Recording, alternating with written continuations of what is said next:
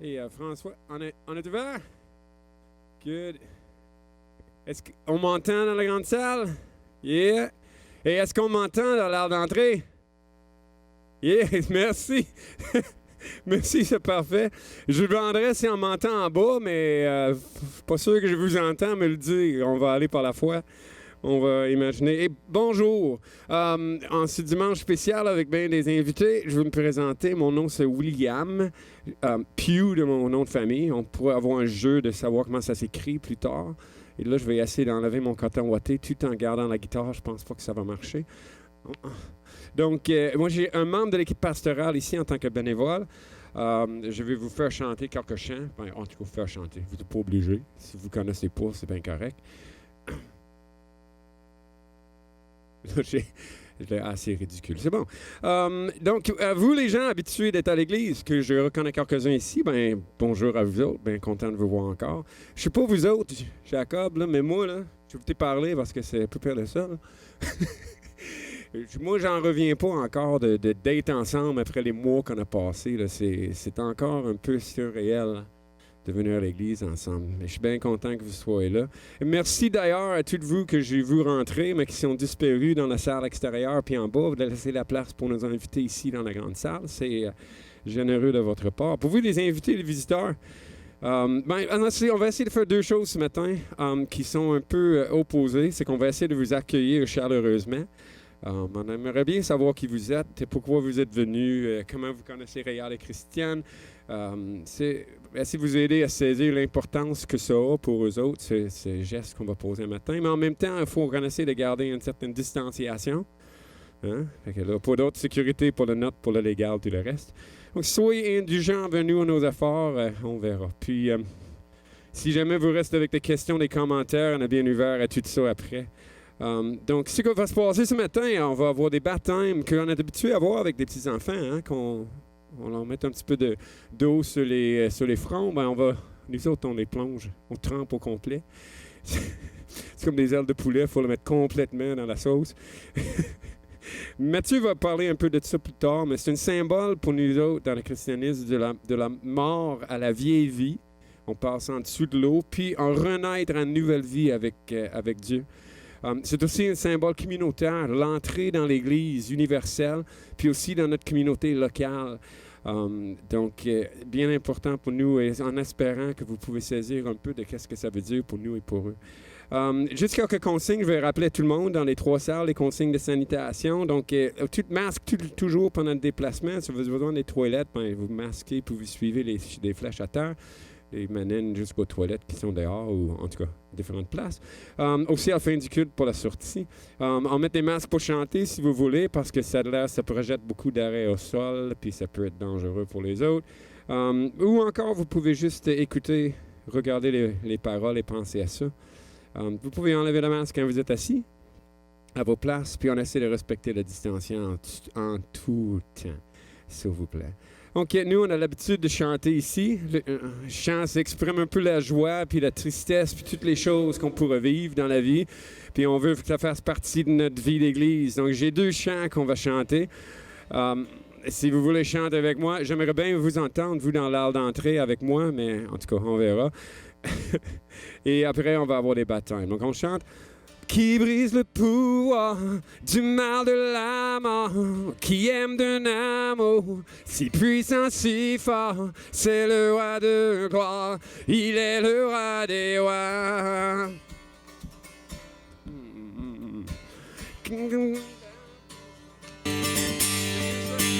Qui est le bébé, pas tant de mystère, c'est le roi de gloire, il est le roi des rois.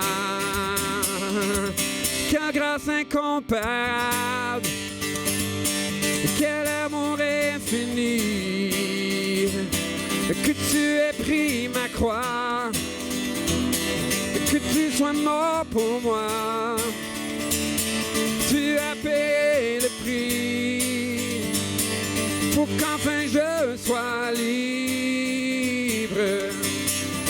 Oh Jésus, je te chante pour ce que tu as fait. Qui qui ramène la paix dans la confusion, change des orphelins en fils et en filles. C'est le roi de gloire, il est le roi des rois. Qui règne sur les peuples dans la vérité, brille comme le soleil dans tout son éclat. C'est le roi de gloire, il est le roi des rois. Quelle grâce incomparable, quel amour infini,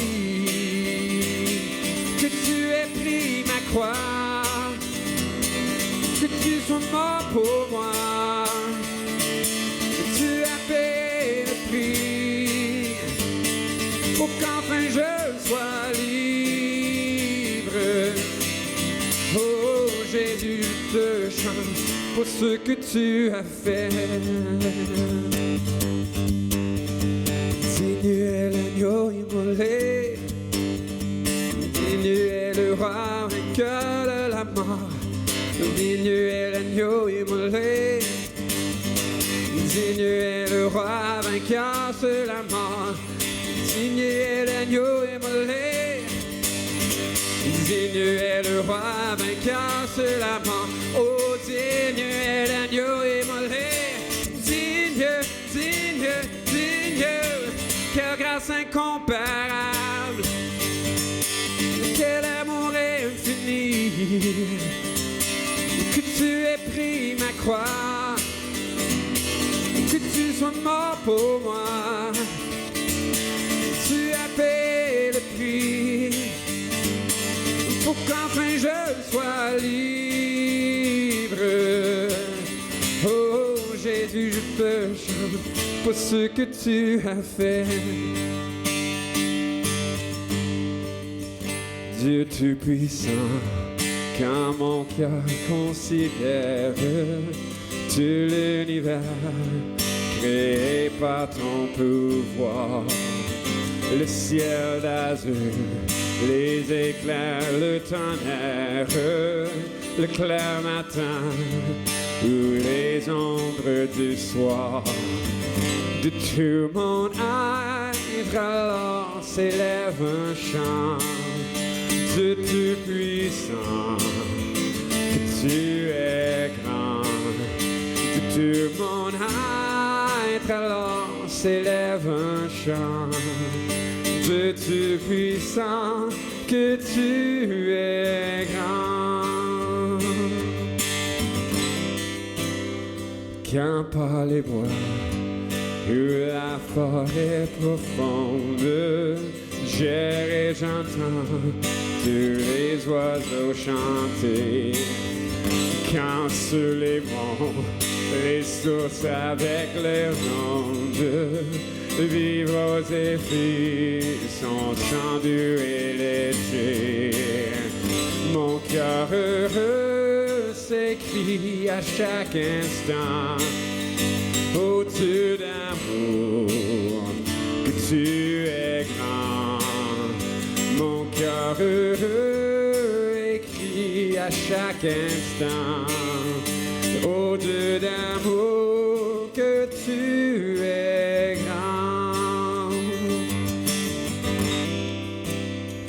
Mais quand je songe au sublime mystère qu'un Dieu si grand a pu penser à moi, que son cher fils est devenu mon frère et que je suis héritier du grand roi. Alors mon cœur redit la nuit, le jour, que tu es bon, ô Dieu d'amour. Alors mon cœur dit la nuit, le jour, que tu es bon, ô Dieu d'amour. Quand mon sauveur éclatant de lumière se lèvera de son trône éternel, et que les descend les douleurs de la terre, je pourrais voir les splendeurs de son ciel. Je redirai dans son divin séjour, rien n'est plus grand que ton amour. Je redirai dans son divin séjour, rien n'est plus grand que ton amour. Rien n'est plus grand que ton amour.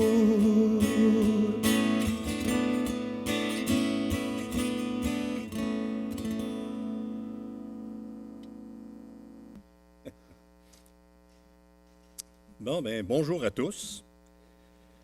Premièrement, je veux remercier les enfants de Christiane et les miens d'être venus partager ce moment qui est très important pour nous. Même si ça vous semble curieux de me voir debout les pieds dans l'eau, la raison de ce symbole est très significative pour nous. Et pour ceux de l'Église qui ne me connaissent pas, mon nom est Réal Champagne. Je viens d'une famille de 14 enfants, 7 garçons, 7 filles, dont je suis le 7e des garçons et le 14e et dernier de la famille. Le plus vieux était prêtre. La religion avait une grande place pour mes parents, surtout pour ma mère, qui était très pieuse, pour qui la prière était une priorité dans sa vie et qui se rendait à la messe chaque matin sans exception. J'ai toujours cru qu'il n'y avait pas de hasard dans la vie, lorsqu'il s'agit de choses importantes, bien sûr. En février 2019, j'ai eu quelques petits problèmes de santé, ce qui m'a obligé de rester inactif durant plusieurs semaines. Durant ce temps, j'ai regardé beaucoup d'émissions sur la parole de Dieu et j'ai découvert à travers ces émissions qui était vraiment Jésus-Christ. Avant, je disais « Je crois en Dieu et en Jésus-Christ », mais je n'avais jamais pris conscience de tout ce qu'il avait enduré pour l'homme. Humiliation, rejet de sa propre création, allant jusqu'à sa condamnation par les hommes, et cela sans dire un mot. Et il a même continué jusqu'à la dernière minute de demander à son Père « Pardonne-leur car ils ne savent ce qu'ils font ». Tout cela montre son amour pour les hommes, qui est un amour divin, un amour qu'aucun homme puisse atteindre. En lisant la Bible, il m'est apparu très clair que Jésus est en fait Dieu lui-même. Dans la Genèse, il est dit « Au commencement, Dieu créa les cieux et la terre. » Et dans l'Apocalypse, Jésus dit « Je suis le commencement et la fin, l'alpha et l'oméga. » Suite à cet éveil, Dieu, et j'en suis sûr, m'a conduit ici et ce n'est pas un hasard. Un jour, ma fille m'appelle et me dit « Papa, veux-tu venir voir jouer Vincent au baseball à Saint-Angèle? » J'ai dit « Bien sûr ». Et lorsque je suis venu, je me suis souvenu que lors des émissions dont David Hintz était l'invité, il avait spécifié qu'il était l'un des pasteurs de l'Église évangélique d'aujourd'hui à Saint-Angèle. Donc, après la joute, Christiane et moi sommes venus dans la cour de l'Église et avons pris connaissance des heures d'ouverture. La semaine suivante, nous sommes revenus assister à une autre partie de baseball de Vincent et après la partie, en passant devant la rue qui mène à l'église, j'ai dit à Christiane, « Demain, nous viendrons pour voir ce qui s'y passe dans une église évangélique. » Au début, je suis venu par curiosité. Mais dès lors, je me suis senti un peu chez moi. J'ai été étonné de retrouver en 2019 des gens aussi croyants, jeunes et plus âgés, 2000 ans après sa venue. Chant de louanges par des jeunes et un genre de prédication auquel je n'avais jamais assisté et qui m'a vraiment plu. Après quelques semaines, un homme, Yvon Grimard, s'est avancé à l'avant et a dit à l'Assemblée qu'un cours sur la Bible serait donné si le nombre d'inscriptions était suffisant. C'est alors que nous avons donné notre nom. Nous avons donc suivi le cours, ce qui m'a convaincu de la véracité de la Bible. Par des recherches archéologiques et des constats différents de différents historiens et de par les prophéties, la preuve hors de tout doute de l'existence de Dieu, tel que décrit dans ce livre vieux de 3500 ans. Ça m'a fait réfléchir et prendre conscience que la vie est beaucoup plus que l'accumulation de biens terrestres. J'ai moi-même fait un tas d'erreurs, pris de mauvaises décisions. Ce qui est appelé le péché et qui existe encore aujourd'hui, malgré que beaucoup veulent en nier même l'existence. Même que certains penseurs disent que le bien et le mal n'existent pas vraiment. C'est une question de perception. Lorsque je vois des meurtres, des viols, etc., ce n'est pas seulement une question de perception.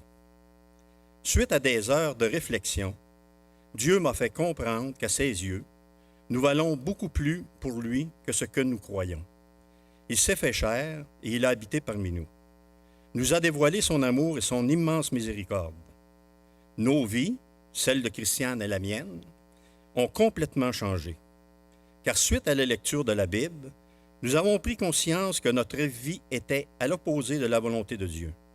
Alors nous nous sommes mariés et avons souligné notre désir d'être baptisés. Notre vision du monde n'est plus la même. L'espérance d'un monde extraordinaire est à venir, et j'y crois, car Jésus l'a dit il y a 2000 ans, et je crois en lui.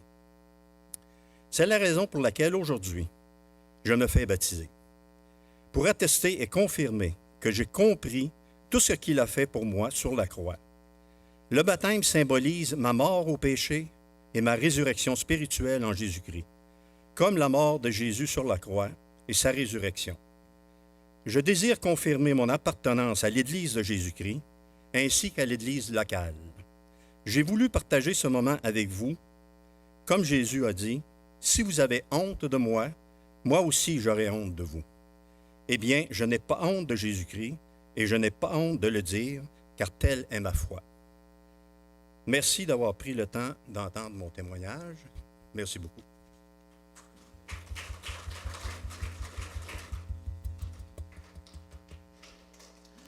Tu peux t'asseoir, Réal? Je peux m'asseoir? Tu peux certainement t'asseoir. OK. On va se mettre un peu de purelle. Je vais garder le masque pour les mesures sanitaires qui nous sont demandées. Merci, Réal. Tout un cheminement que tu nous partages là. C'est le fruit de toute une suite d'événements, une prise de conscience dans ta vie. Et tu disais que pour toi, maintenant, ce qui a de la valeur, ce qui compte réellement, c'est de pouvoir suivre Jésus. Exact. Peu prennent ce choix-là, parce que c'est pas le plus facile. Non. Mais tu es prêt à y aller jusqu'au bout, coûte que coûte? Oui. C'est bon. Eh bien, C'est pas un choix facile, parce que c'est un choix parce que souvent, tu as la risée des autres. oui. Puis, mais ça me passe Ça, pas c'est ça, OK. Tu as trouvé un trésor plus grand que ça.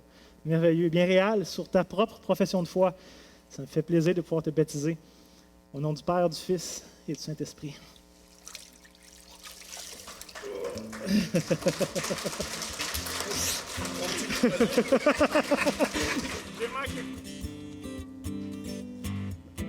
Donc, on a la tradition ici à l'Église, pendant qu'on traditionne à notre prochain baptisé, que de chanter un chant que les baptisés ont demandé. Fait que Réal et Christian en ont envoyé 3, dont 2 je ne connaissais pas, puis ils sont connus pas à l'Église. Le 3e, je ne sais pas s'ils se rendent compte qu'est-ce que c'est. C'est en anglais, vous connaissez tous.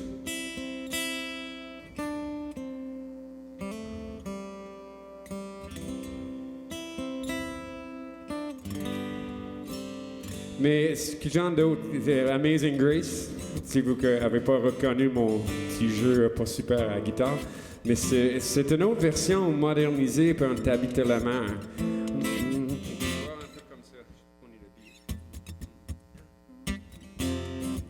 Et que, on est prêt? Grâce infinie de notre Dieu qui un jour m'a sauvé. J'étais perdu, errant lieu en lieu, lorsqu'il m'a retrouvé.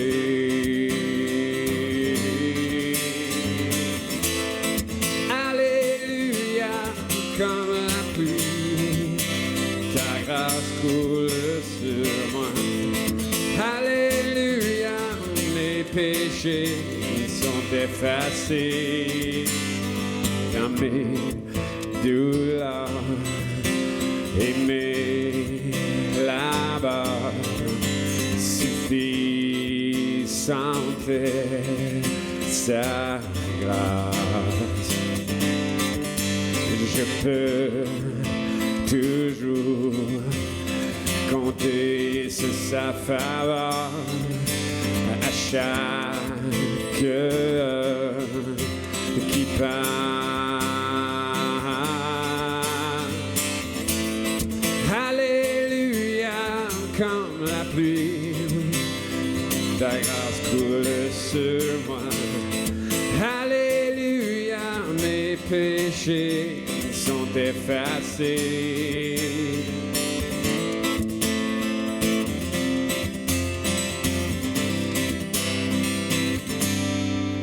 Quand nous aurons pendant 1000 ans célébré ses louanges,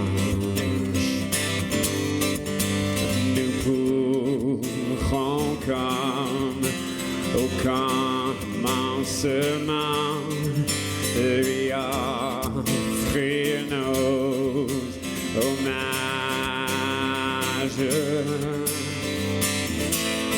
Alléluia, comme la pluie, ta grâce coule sur moi. Alléluia, mes péchés sont effacés. Alléluia, comme la pluie, ta grâce coule sur moi. Alléluia, mes péchés sont effacés.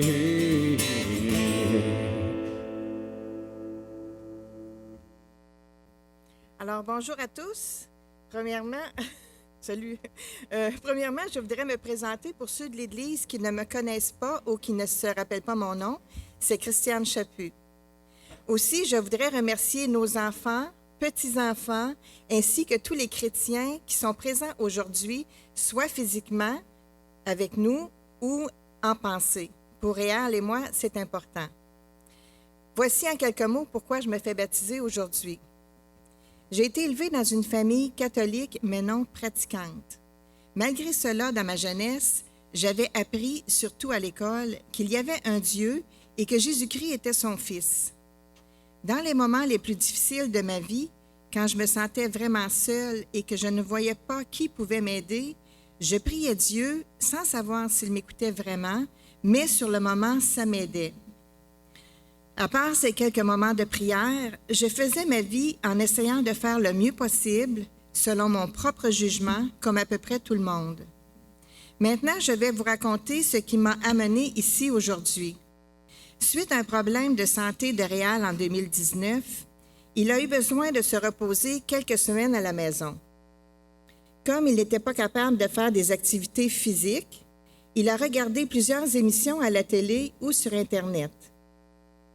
À un moment donné, il a regardé l'émission La Parole vivante et il a bien aimé les explications que les animateurs donnaient sur des versets de la Bible.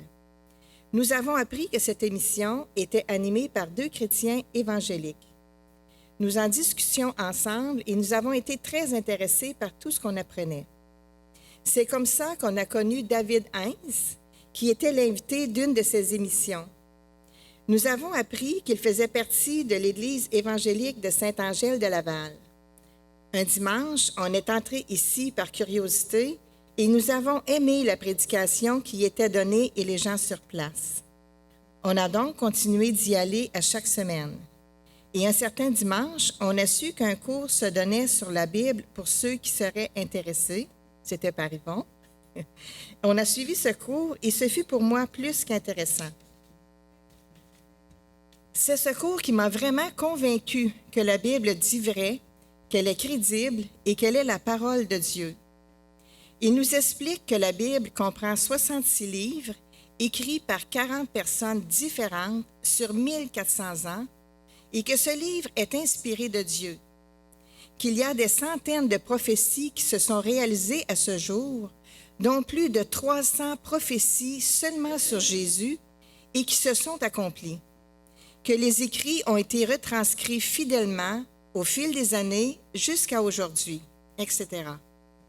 Jésus-Christ a tellement marqué l'histoire que le temps se divise en deux, les années avant Jésus-Christ et nous sommes aujourd'hui en l'an 2020 après Jésus-Christ, ce qui indique l'importance exceptionnelle de son passage parmi nous. C'est à la suite de toutes ces nouvelles connaissances que je désire suivre les enseignements que Jésus nous a laissés. Il y a un verset dans la Bible qui dit que les fruits de l'esprit, c'est l'amour, la joie, la paix, la patience, la bonté, la bénignité, la fidélité.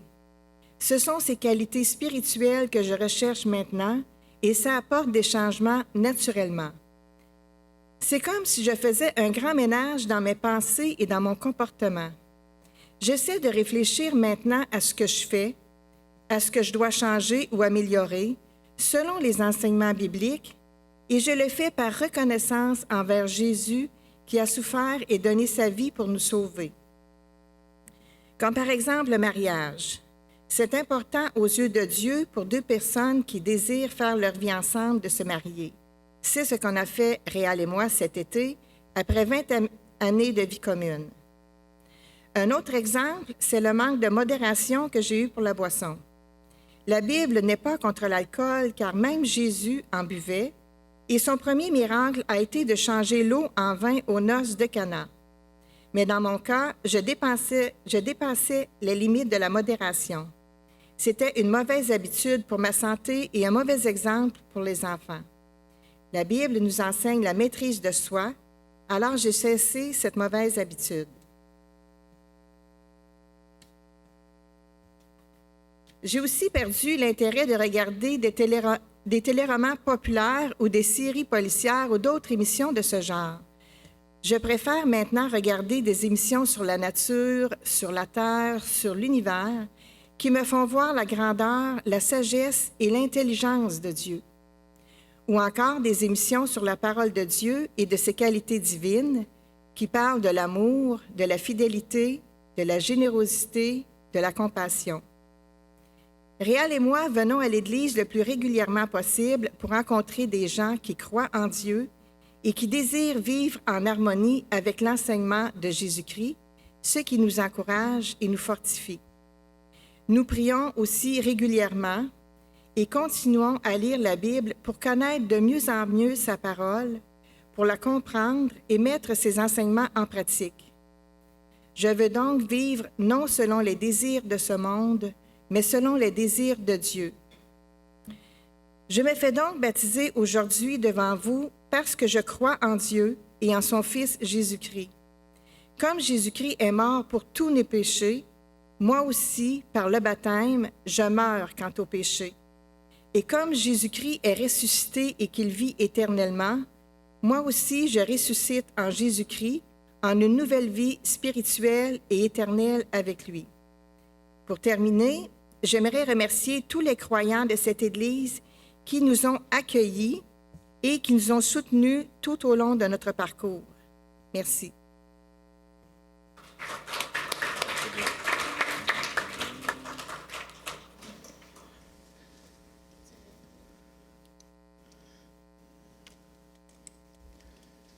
Merci, Christiane, de nous avoir partagé ça. Hein, on est bien? Oui, on est très bien. Tu es encore temps de changer d'idée, là. Oui. T'es sûr de ta chatte? Oui, Tu me disais justement que depuis que tu as réalisé toutes ces vérités au sujet de Dieu, de Jésus, que ta vie avait changé. oui. Est-ce que tu penses que c'est un changement temporaire, une mode, quelque chose qui passe pour un temps et qui... Non, je ne pense pas. Non, hein? C'est permanent. Tu as rencontré la vérité. Eh bien, c'est bon. Et est-ce que cette vérité-là te donne une assurance devant Dieu? Si jamais tu avais à... Ben, pas si jamais, on va tous mourir un jour. Mais le jour où tu vas quitter ce monde et que tu vas te réveiller dans l'autre monde et que tu vas être devant Dieu, as-tu l'assurance de pouvoir être avec lui pour toujours? Oui, j'ai cette assurance. Eh bien, Christiane, sur la base de ta propre confession de foi, ça me fait vraiment plaisir de baptiser au nom du Père, du Fils et du Saint-Esprit.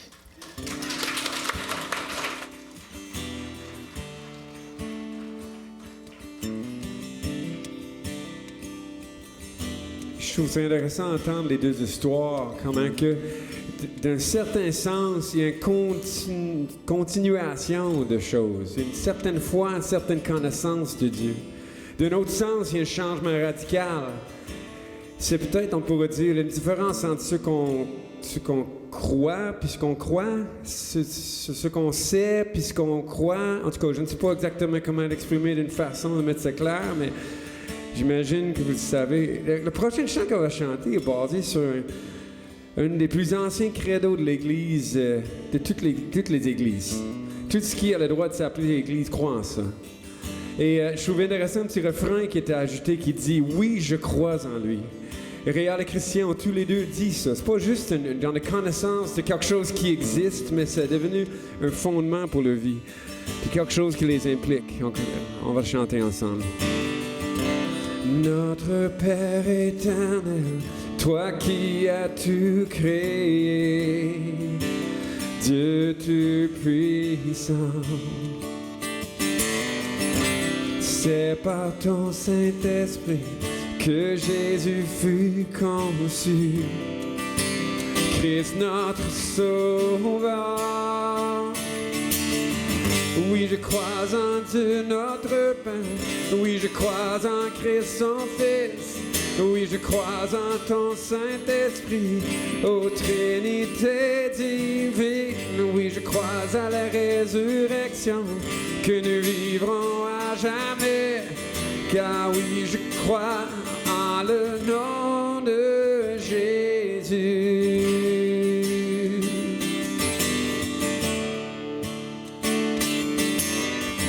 Notre juge et défenseur, tu souffris à la croix, le pardon est en toi. Descendu jusqu'aux ténèbres, tu es ressuscité, à jamais élevé.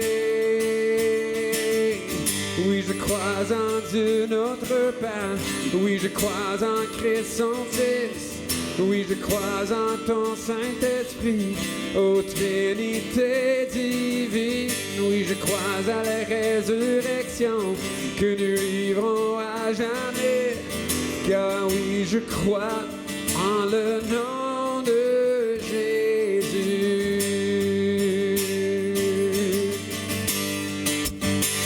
Oui, je crois en lui, oui, je crois qu'il est vivant, oui, je crois que Jésus est le Seigneur.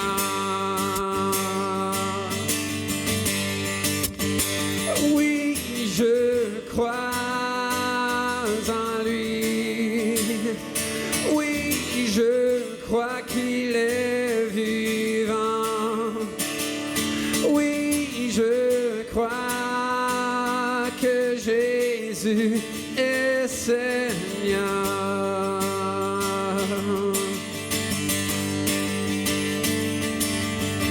Oui, je crois à la vie éternelle, je crois que d'une vierge il est né, je crois à la communion des saints et en ta sainte Église. Oui, je crois à la résurrection quand Jésus reviendra, car oui, je crois en le nom de Jésus.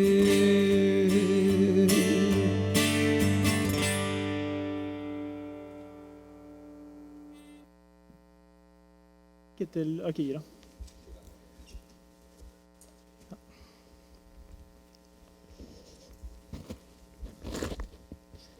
Merci, Will.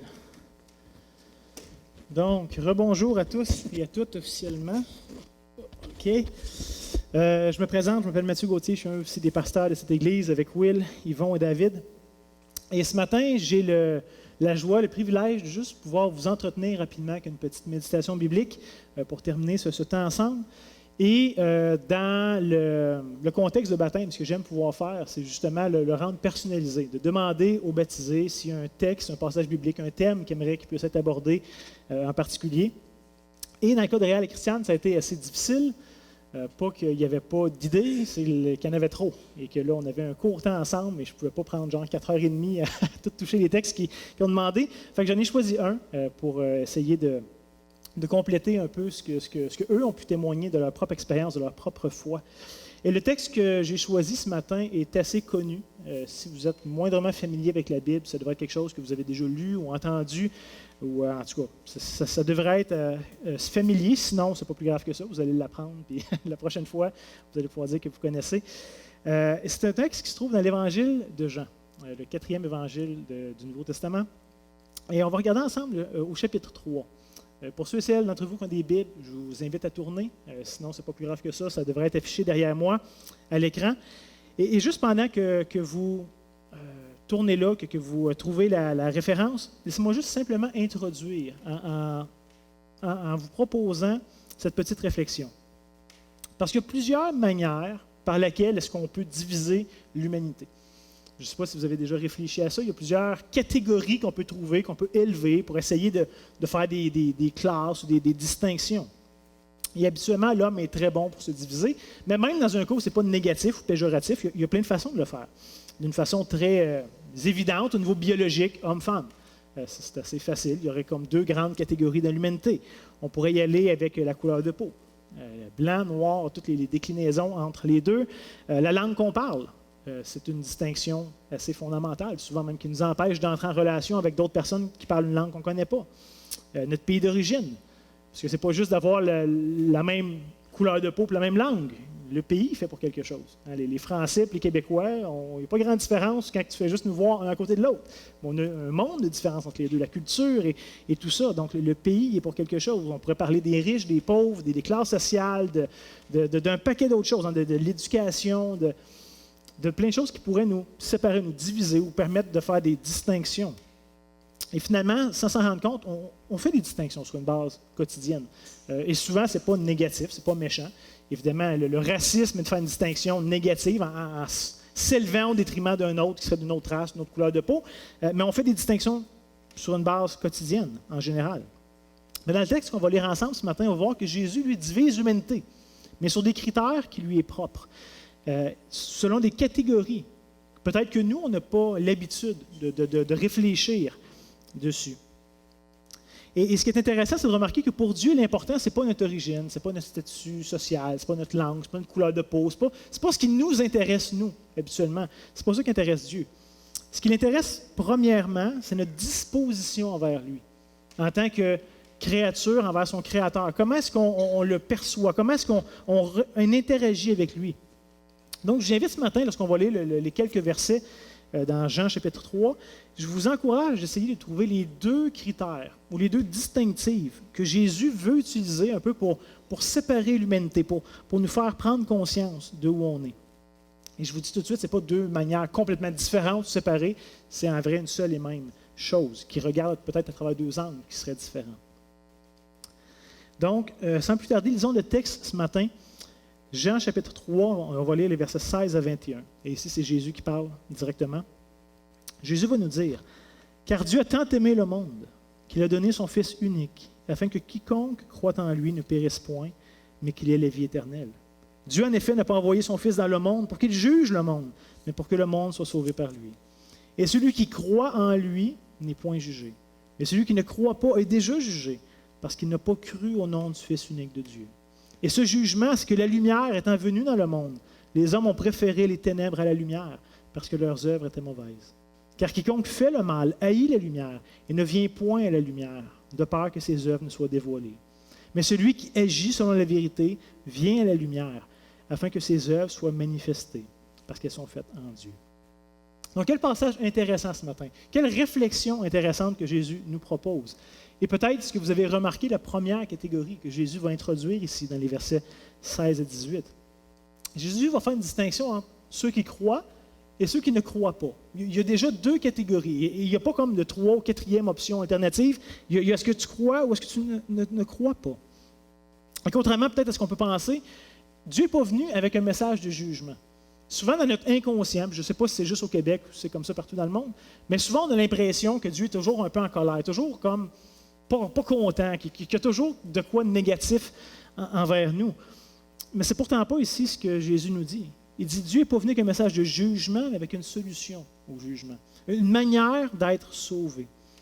Et ce qui est intéressant à noter de tout ça, c'est que le salut n'est pas disponible d'une catégorie spéciale. Ce n'est pas juste pour les Blancs, ou juste pour les Noirs, ou juste pour les gens éduqués, ou les riches, ou peu importe. La catégorie que Jésus nous donne ici, c'est qu'il est venu pour tous. Et il va dire afin que quiconque croit reçoive la paix avec Dieu et essentiellement la vie éternelle.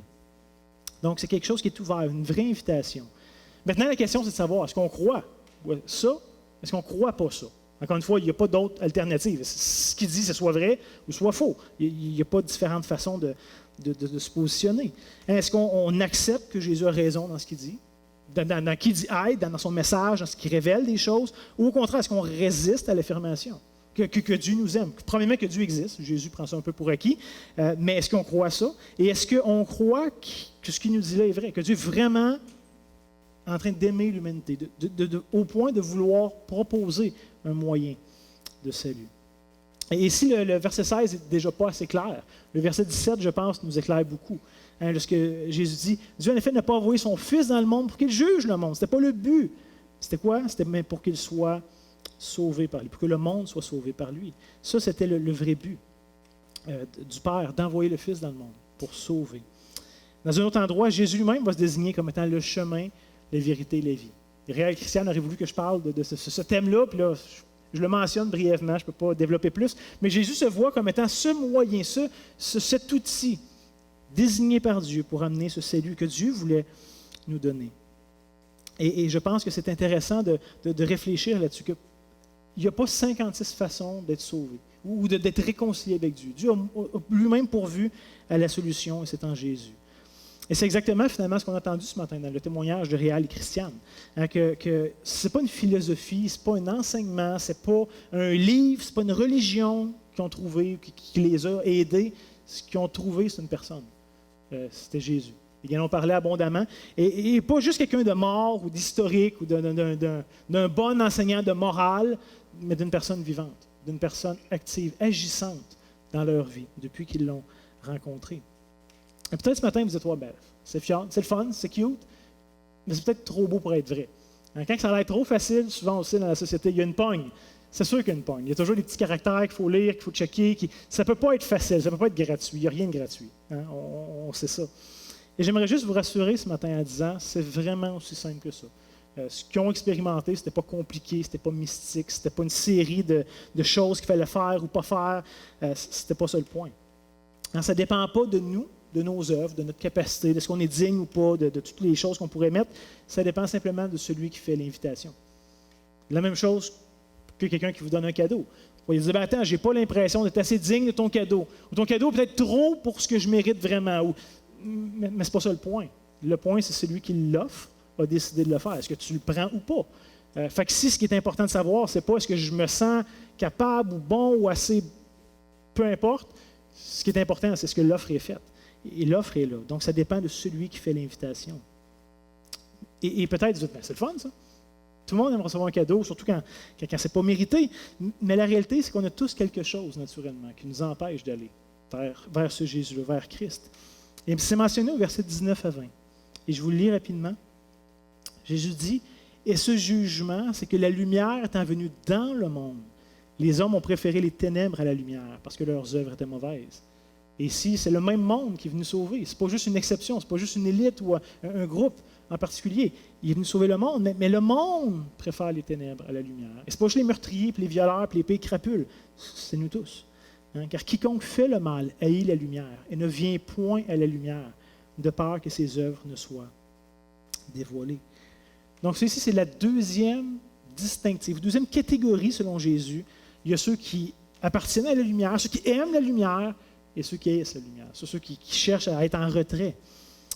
Et pensez-y juste un moment, c'est justement parce qu'on ne veut pas naturellement aller vers Christ qu'on prouve hors de tout doute que le passage est vrai. Peu importe l'opinion qu'on pourrait avoir et tout, il dit, les ténèbres ne veulent pas la lumière. Puis nous, on dit, c'est pas vrai ce que tu dis. Et juste par notre refus, on est en train de montrer que ce qu'il dit est vrai. Donc si on résiste, si on refuse finalement, ça montre que nos propres cœurs sont mauvais. Que nos propres cœurs sont coupables à un certain point qu'on ne veut pas être mis à lumière. Et comprenez-moi bien, ce n'est pas qu'on est contre toute forme de se présenter et de recevoir une acclamation des autres. Pour tous nos bons coups, pour tous nos succès, ça ne nous dérange pas que ce soit mis en lumière, que ce soit public, que tout le monde puisse savoir ou voir ce qu'on a fait de bien. Mais si on est honnête avec nous-mêmes, on sait très bien que ça ne représente pas toute notre vie. Tous les domaines de notre vie ne sont pas caractérisés par des grands succès, puis des bons coups, puis des choses glorieuses. Il y a plein de choses qu'on regrette, puis que si on pouvait changer, on le ferait peut-être. Il y a des choses qu'on a faites, qu'on a dites, qu'on a pensées, qu'on a tellement honte, que personne ne sait. Jamais est-ce qu'on va ouvrir ça publiquement. Littéralement, on ne voudrait jamais que ça soit découvert. Et la meilleure preuve de ça, je pense, c'est qu'imaginez qu'en un instant, là, on se plug un câble HDMI dans la tête et que toute votre vie, en l'espace d'une heure résumée, là, on passe de la naissance jusqu'à aujourd'hui, tout ce que vous avez dit, chacune de vos paroles vont être entendues, chacune de vos actions vont être vues, et qu'on puisse découvrir toutes les pensées secrètes de votre cœur. Ce qui n'a jamais été dit à personne, ce que juste vous savez, que ce soit mis publiquement ici, devant le petit auditorium, le petit auditoire que nous sommes. Je vous garantis que vous auriez tellement honte que vous voudriez disparaître. Oui, il y a des bonnes choses, que ça va vous rendre un peu fiers, mais il y a tellement de choses que vous ne voudrez plus jamais rencontrer personne qui a vu le film de votre vie. Tellement vous auriez honte de ces choses-là. Il y a un auteur qui disait, si on pouvait connaître toutes les pensées de l'autre, toute forme d'amitié serait impossible sur Terre. Et je pense que c'est franchement vrai. Je pense qu'il a mis le doigt sur une réalité qu'on veut des fois difficilement admettre. Si notre boss savait tout ce qu'on a déjà pensé de lui ou dit sur lui, on n'aurait sûrement plus de job. Si nos amis proches savaient ce qu'on a déjà pensé sur eux ou dit sur eux ou sur les gens qui leur sont proches, qui leur sont chers, on n'aurait probablement plus beaucoup d'amis. Si notre conjoint, notre conjointe savait tout ce qu'on a pensé d'eux, fait qu'ils ne savent pas, ou dit qu'ils ne savent pas, on serait probablement tous célibataires aussi. Si on est honnête avec nous-mêmes, ça nous est tout arrivé. Et pas genre une fois, une exception, dans un temps de faiblesse. Dans nos vies, il y a de ces moments-là qui sont fréquents. La réalité, c'est qu'on est infiniment plus coupable qu'on veut l'admettre. On cherche toutes les façons possibles d'excuser, d'expliquer, de justifier, de cacher nos manquements. On veut montrer la meilleure facette de nous, et c'est correct, puisqu'il y a quand même une bonne facette dans chacun de nous. Mais tout ce qui nous retire par en bas, toute cette honte-là qui nous habite, on essaie de le mettre de côté, parce que finalement, on en a profondément honte. Quelque part, au plus profond de nous, on sait que c'est mal. On sait qu'on a déjà fait le mal envers l'autre, ne serait-ce que dans nos pensées. Et remarquez qu'on aurait honte devant des hommes qui sont tout aussi décevants les uns que les autres. Je mettrais ma vie devant vous, j'aurais profondément honte. Et pourtant, il y a bien des choses que vous auriez faites, comme moi. Et pourtant, j'aurais honte devant vous, qui êtes aussi imparfaits que moi. Et c'est ça qui est flagrant. Imaginez maintenant, comme Jésus dit, que la lumière vienne, que Dieu lui-même vienne nous mettre en lumière. Un Dieu parfait, pur, saint dans tous ses aspects, qui n'a jamais même imaginé le mal, complètement innocent en tout point des manquements, des fautes, des péchés que vous et moi avons faire. Imaginez qu'on ne peut absolument rien cacher finalement à ce Dieu-là. C'est pas comme, les uns vers les autres, on est capable de se présenter à notre meilleur, de se mettre un masque, de se peaufiner un peu, mais devant ce Dieu, rien. Pas une petite amélioration qui va finalement tricher, qui va nous couvrir. Il va voir exactement tout, de fond en comble. Et donc, ce que Jésus nous dit, c'est qu'on a d'excellentes raisons de vouloir être caché de la lumière, de vouloir rester dans les ténèbres, de vouloir être loin de ça.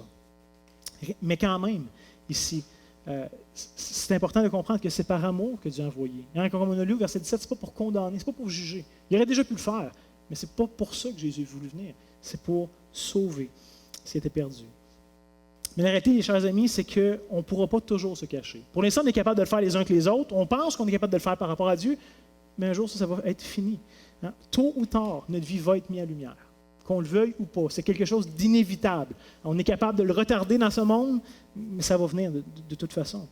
Et c'est ça qui rend l'offre de Jésus aussi exceptionnelle, aussi pertinente. C'est qu'on est confronté à une réalité inévitable qu'on peut adresser, qu'on peut changer, qu'on peut modifier. Et il nous propose de pouvoir être mis en lumière.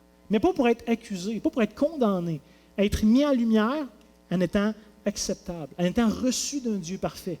Pas parce qu'on l'est, mais parce que quelqu'un d'autre a fait quelque chose à notre égard.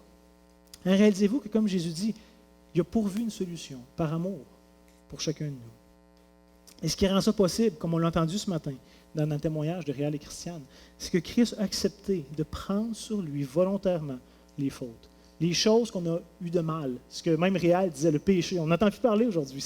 On ne croit plus que le péché existe.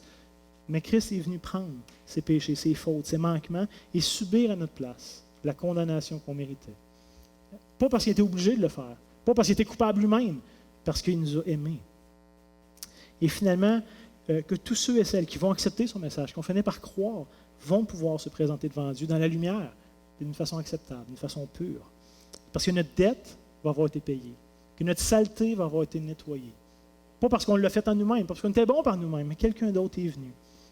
C'est exactement ce que Réal et Christiane ont voulu nous partager ce matin. Qui ont accepté leur condamnation, qui ont reconnu finalement qu'ils étaient des ténèbres et qu'ils ne pouvaient pas aller à la lumière, mais ils ont trouvé la grâce de Dieu. Pas quelque chose qu'ils méritaient, pas quelque chose qu'ils ont travaillé pour, mais quelque chose qui a été déversé à leur compte, puisque Jésus avait pris la pénalité à leur place. Ils ont cru les paroles de Dieu. Et c'est ça finalement la bonne nouvelle de l'Évangile, que le texte nous présente tellement simplement, qu'on est coupable, mais qu'il y a une solution, que ça ne s'arrête pas avec notre culpabilité. Et la solution est offerte par le Dieu même qui était offensé. C'est pas comme si lui, dans toute l'histoire, il était neutre, puis regardait ça, puis il dit, pauvre petite gang de, je vais faire quelque chose pour eux. C'était lui, premièrement, qui était offensé. Le Créateur était offensé des créatures. Et il a permis un pardon, il a permis une œuvre. J'espère que vous réalisez ce matin que je ne parle pas de quelque chose de spirituel, de flou, d'abstrait, d'intangible. Ce que je parle ce matin, c'est quelque chose de très réel. Je parle de nos vies, de nos actions, de nos choix, de nos consciences, de nos cœurs, de nos affections secrètes, de notre honte, contrainte, sans trop le savoir des fois. Et je pense que tout ça, c'est quelque chose de très concret. Ce n'est pas abstrait du tout. Ce n'est pas juste théorique. C'est présent. Et ce qu'on a vu dans le passage de ce matin, c'est que Jésus est venu pour sauver ce qui était perdu. Ailleurs, dans l'évangile de Luc, je ne me trompe pas, Jésus va dire, je suis venu sauver les malades. Je ne suis pas venu pour ceux qui vont bien. Je suis venu pour les malades. La réalité, c'est qu'on est tous malades. Il y en a qui les réalisent, puis qui cherchent une solution, un remède, et d'autres sont malades sans le savoir ou sans accepter leur cas. Et souvent, les médecins vont dire, pour pouvoir bien soigner, il faut premièrement que le patient soit conscient, qu'il reconnaisse son problème, son état de difficulté. C'est seulement après, c'est ça, une réalisation, une prise de conscience que ça devient vraiment une bonne nouvelle. C'est quand on a perdu qu'on a besoin d'être trouvé. En terminant, je vous laisse avec cette simple question que je pense jaillit du texte d'elle-même, qui devient évident. Dans quel camp est-ce qu'on est? On a vu Jésus a différentes classifications pour l'humanité. Il divise en deux. Dans toutes les fois, il y a juste deux choix possibles. Est-ce qu'on est de ceux qui croient, qui acceptent, qui adhèrent à Christ, ou ceux qui restent incrédules et qui rejettent, qui refusent? Est-ce qu'on est de ceux qui aiment la lumière, ceux qui préfèrent se cacher dans les ténèbres, pour des raisons évidentes? Et finalement, les choix qu'on prend auront des impacts dans la vie ici présente et dans la vie à venir. Est-ce qu'on va être de ceux qui ont la paix avec Dieu, qui vont pouvoir aller dans la présence de la lumière sans condamnation, ou est-ce qu'on va être condamné à périr éternellement? Comme j'ai dit pour aujourd'hui, il y a deux camps possibles. Et on a tous entendu que Réal et Christiane ont fait un choix. Et que comme des millions d'autres, ne sont pas très originales. D'autres, avant vous, vous ont précédé en prenant ce choix-là. Et j'aimerais juste dire simplement que le choix est vraiment possible à tous. Que, comme je disais, ce n'est pas pour une élite, pour une race, il est venu pour le monde. Et pas un monde aimable, un monde qui avait vraiment besoin d'être sauvé. Donc, je vous propose simplement de pouvoir vous courber un court mot de prière. Seigneur Dieu, merci pour ta parole qui nous guide, qui nous dit nos vrais besoins, mais pas d'une manière hautaine, pas d'une manière méprisante. Mais au contraire, tu viens à côté de nous et tu prends notre peine, tu prends notre désespoir, notre faiblesse, notre châtiment, et tu nous offres une vie à laquelle on n'aurait pas pu espérer. Seigneur, tu n'as pas attendu même qu'on te demande d'intervenir pour faire ça. Alors qu'on s'en foutait éperdument, tu l'as fait. Tu es venu avec grâce, avec amour. Et merci, Seigneur. Puisses-tu nous aider à saisir cet amour que tu as eu pour nous.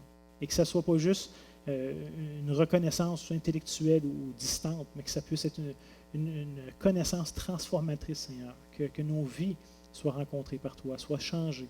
Que tu puisses nous donner la paix avec toi et la paix avec nous-mêmes. Et la paix les uns avec les autres. On te le demande dans le nom de Jésus. Amen. Vraiment, quel choix d'avoir un baptême dès le baptême, comme aujourd'hui. Et il est dans notre bonne pratique de pouvoir faire une prière pour les gens qui viennent de se faire baptiser Alors, Réal et Christiane, c'est avec grande joie que je vous invite de venir à côté de moi ici.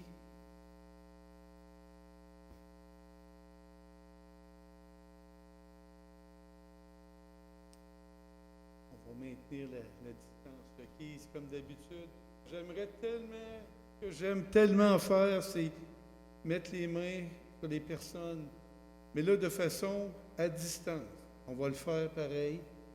De cette manière-là, alors on va implorer la bénédiction de Dieu sur vos vies.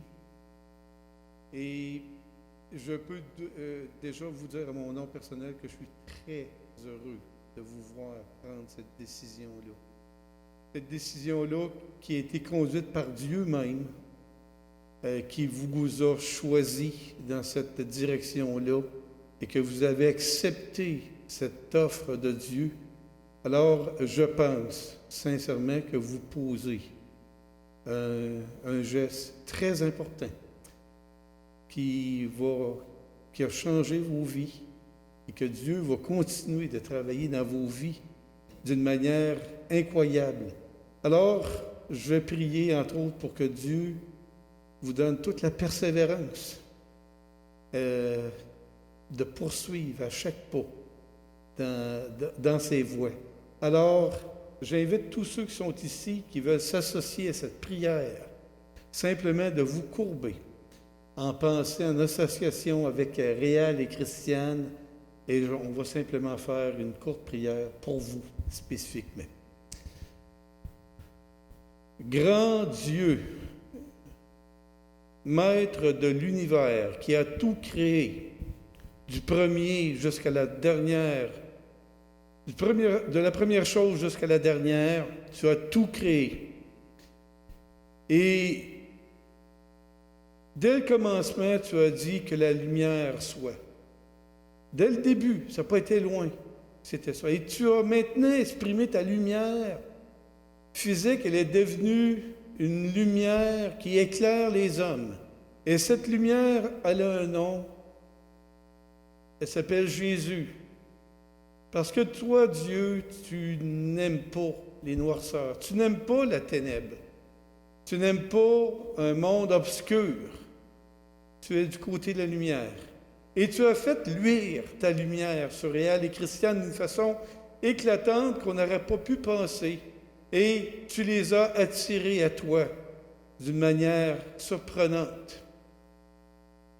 Et maintenant, Seigneur, quelle joie de voir qu'ils se donnent à toi d'une façon tangible et qu'ils se fassent baptiser pour s'identifier à ta mort et à ta résurrection, comme un symbole que tu les as lavés de tous leurs péchés, que tu as débarrassé les ténèbres de leur cœur et que tu leur fais paraître devant eux maintenant comme des personnes régénérées, lumineuses, parce qu'ils sont lumineuses, parce que tu luis sur elles, un peu comme un clair de lune qui n'a rien en soi, mais qui est éclairé par le soleil et qui illumine autour d'eux. Merci de cette grande œuvre que tu as faite dans leur vie. Et je te prie maintenant, Seigneur, leur donner toute la persévérance, de poursuivre pas à pas dans les difficultés, dans les joies qu'ils vont rencontrer, de grandir dans ton amour, dans ta foi, dans ta persévérance, dans les fruits de l'esprit, dans la douceur, pour s'approcher de plus en plus de toi. Et Seigneur, c'est ça notre prière ce matin.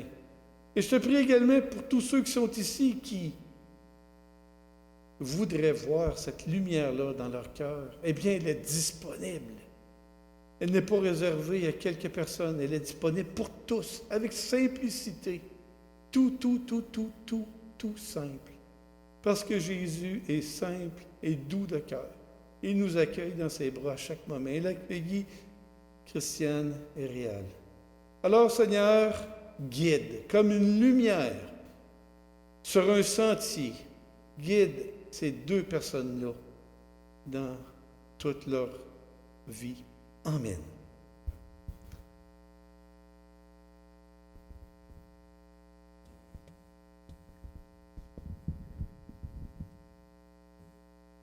Donc, juste avant de partir, un dernier chant avec vous autres. Après, on va se voir dehors. Je vais vous rappeler tout de suite, par exemple, ceux de la salle, on va vous demander de sortir par la porte ici en avant. Ceux dans la halle d'entrée, vous savez, ici, à côté des vestiaires, on va en arrière. Puis ceux qui sont en bas, vous montez les marches en arrière, s'il vous plaît, pour sortir. On se voit dehors. On va avoir... Donc, on a parlé beaucoup de l'amour de Dieu ce matin. C'est un chant que je trouve très poétique qui décrit la grandeur de cet amour-là. L'amour de Dieu, de loin se passe ce qu'on peut dire. Car il est plus grand que les espaces, même en l'abîme nous attend pour le péché de notre monde. Dieu nous donne à Jésus, il nous pardonne aux paix profondes, il sauve les perdus.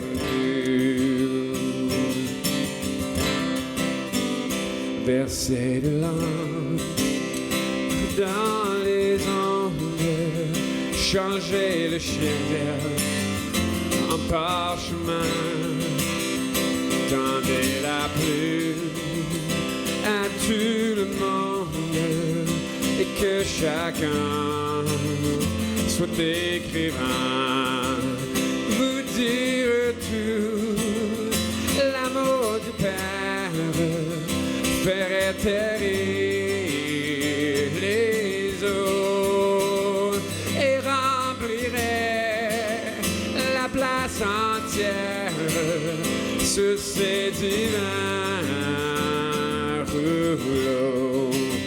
L'amour de Dieu, si fort, si tendre, est un amour sans fin. Tel est le chant que font entendre les anges et les saints. Et que le monde un jour chancelle avec ses trônes et ses rois, quand trembleront tous les rebelles, soudain saisis de grand effroi de Dieu l'amour que rien ne lasse pour nous encore vivra.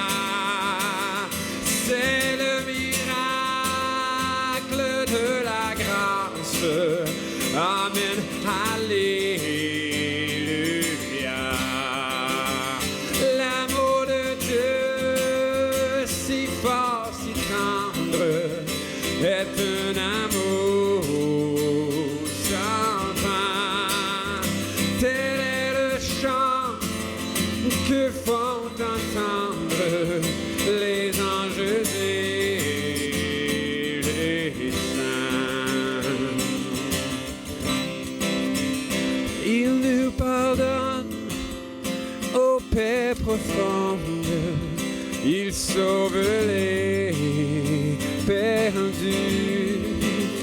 C'est le miracle de la grâce.